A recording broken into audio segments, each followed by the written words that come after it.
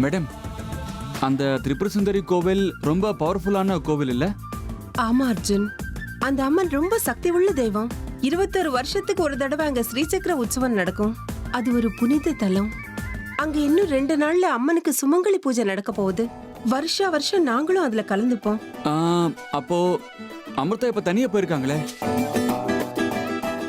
நீங்க வருஷம் போய் கலந்துப்பான்னு சொல்றீங்க, இந்த வருஷம் எதுக்கு போகல?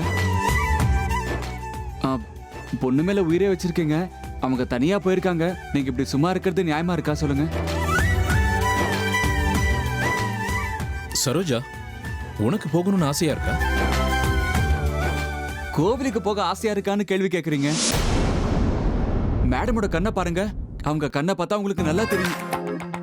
அந்த அம்மனோட கோவிலுக்கு போகிறதுக்காக அவங்க எவ்வளவு ஆர்வமா காத்துட்டு இருக்காங்க பாருங்க.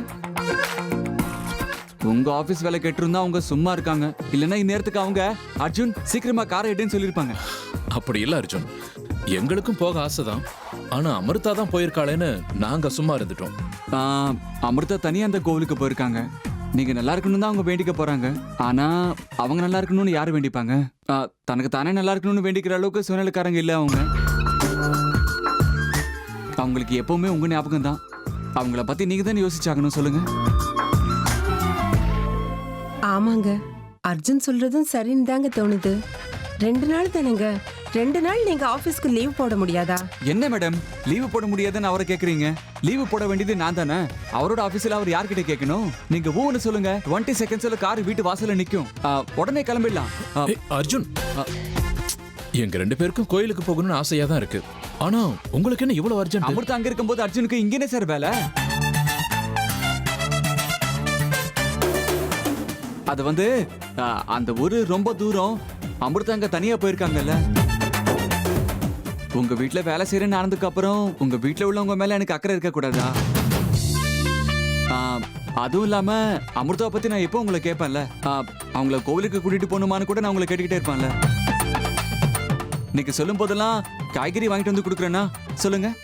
இல்லைங்க, அர்ஜுன் சொல்றது என்னமோ கரெக்ட் தாங்க, நாமளும் அங்க போலாங்க. கரெக்டா சொன்னீங்க, ரொம்ப பவர்ஃபுல்லான கோவில்னு வேற சொன்னீங்க. வருஷம் கண்டிப்பா கோவிலுக்கு போவோம்னு சொன்னீங்க. அதே மாதிரி இந்த வாட்டியும் என்ன ஆனாலும் சரி கோவிலுக்கு போகாம மட்டும் இருக்காதீங்க. ஏன்னா அது ஸ்ரீசக்கரம் கொஞ்சம் நாள்ல மேல வரப்போகுது. அதனால்தான் நான் போய் கார் எடுக்கிறேன், நம்ம உடனே கிளம்பிடலாம். அது இல்ல அர்ஜுன், நம்ம 2 நாள் அங்க போய் தங்க போறோம். 2 நாள்னும் போது வீட்டுல சொல்லாம அப்படியே வந்துருவியா? மேடம், எங்க மொத்த வம்சமே தெய்வ பக்தியில மூழ்கி போனவங்க. நான் கோவிலுக்கு போறேன்னு சொன்ன உடனே அப்படியே அர்ஜுன் இன்னும் 2 நாள் அங்கேயே இருந்துட்டு வாப்பான்னு சொல்லுவாங்க. நான் அங்கிருந்து கொண்டு வர பிரசாதத்தை கண்ணில் ஒத்துக்கிட்டு லபுக்குன்னு வாயில போட்டுப்பாங்க. என்ன பத்தி நீங்க கவலைப்படாதீங்க, சீக்கிரமா ரெடி ஆயிடுங்க. நான் போய் கார் எடுத்துட்டு ரெடியா இருக்கேன். இன்னைக்கு நான் தான் உங்க டிரைவர். கொஞ்சம் கூட சுயநலம் இல்லாத பையன், எந்த ஒரு தயக்கமும் சங்கோச்சமும் இல்லாம வேலை செய்யறான் இல்ல? ஆமாங்க, ரொம்ப நல்ல பையனா இருக்கான். பாவங்க அர்ஜுன். இல்லைங்க, அவனுக்கு சம்பளத்தை கொஞ்சம் அதிகப்படுத்தி கொடுங்க. சரி சரி, முதல்ல நீ போய் ரெடி ஆகு.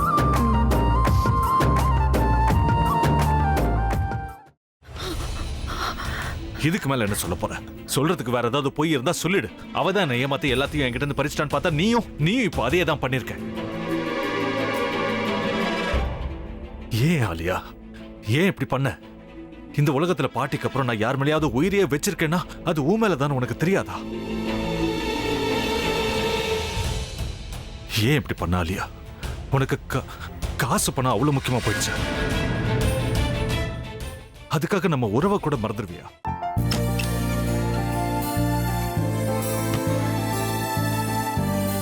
சக்தி சக்தி, ஒரு நிமிஷம்.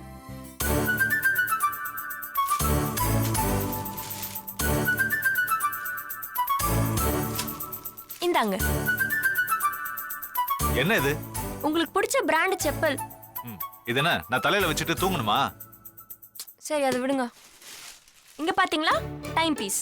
இதோட அலாரம்க்கு தான் நீங்க டெய்லி எந்திரிக்கணும். அதெல்லாம் என் மொபைல்ல இருக்கு. முத்து, முத்து, என்னடி இவன் முத்துன்னு ஒருத்திய உருவாக்கி விட்டான். செல்வியை மறப்பான்னு பார்த்தா எப்ப பார்த்தாலும் முத்து முத்துன்னு கூப்பிட்டு இருக்கான். முத்துவ கூப்பிட மட்டுமா செய்யறான், முத்துவ வச்சு என்னென்னமோ செய்யறான். நாம தான் இளிச்சவாய் மாதிரி வேடிக்கை பார்த்துட்டு இருக்கோம். என்ன முறைச்சு என்ன பிரயோஜனமாயா? உனக்கு வேற குரல் போயிடுச்சு. அடுத்து அவ செல்விய கூப்பிட்டானா என்ன பண்ண போற? உன்னுடைய விருப்பப்படியே நீ ராமநாத வீட்டு மருமகளா வாழ போற. கண்டிப்பா என்னுடைய ஸ்தானத்திலிருந்து அவன் உன்னை நல்லா பார்த்துக்குவான் அம்மா. டேய், அவரை பத்தி தான் உனக்கு தெரியும்ல. அவர் எந்த முடிவு எடுத்தாலும் அதான் ஃபைனல். நம்ம அப்பா வேணுமா வேணாமாங்கிறத நீயே முடிவு பண்ணிக்கோ. வாடா.